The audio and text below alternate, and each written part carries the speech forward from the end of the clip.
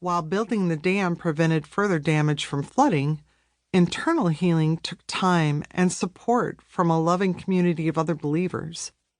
Dealing with forgotten pain, things you stuff down just to survive, is serious business. This pain is so ingrained into your life experience that it affects the feelings you have, the decisions you make, your attitude, your reactions. Some pieces are small and easy to work through. Other pieces are enormous, messy, hairy chunks that are intimidating and exhausting to rebuild. To rebuild the structure of my personal land, I had to plant scriptures in my heart, terraces of grass for a strong, solid foundation for my land. With this foundation, I began to internalize who God is and who I am in God's eyes. This led to opportunities to invest in shrubs of self-worth that I could plant to further strengthen my land. I had no idea my land would produce such beautiful shrubs. Now I saw myself more and more through God's eyes than through the paradigm of my upbringing. I was no longer helplessly sitting back being flooded. I decided to step out in faith and plant the trees of my hopes and dreams. God met me where I was.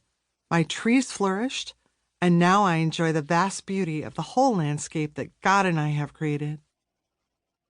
My journey is not complete. I am not someone who has made it, but I have come quite far from where I started. I don't have a quick fix to recommend. I don't have a diet to recommend.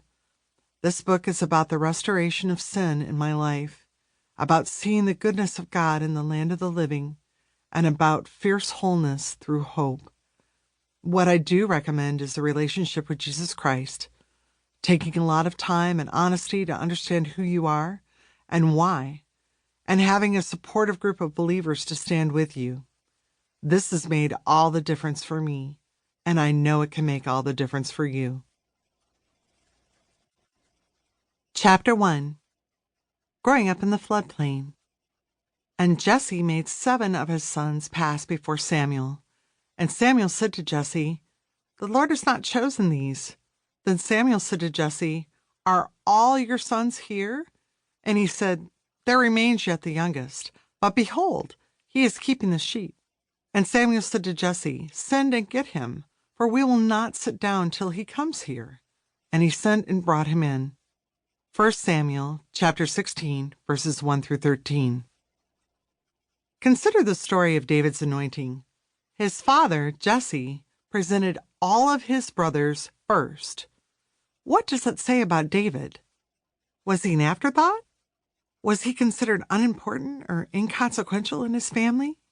Jesse knew that Samuel wanted to see his sons, but did not call David from his shepherding duties until specifically asked. David was the youngest, and I can relate to David because I'm the youngest in my family.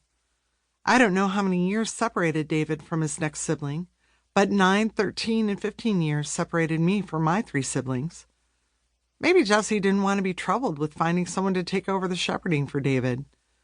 Maybe Jesse didn't think David was important enough to be called to Samuel with his other sons. Surely one of the older sons would be who Samuel was interested in.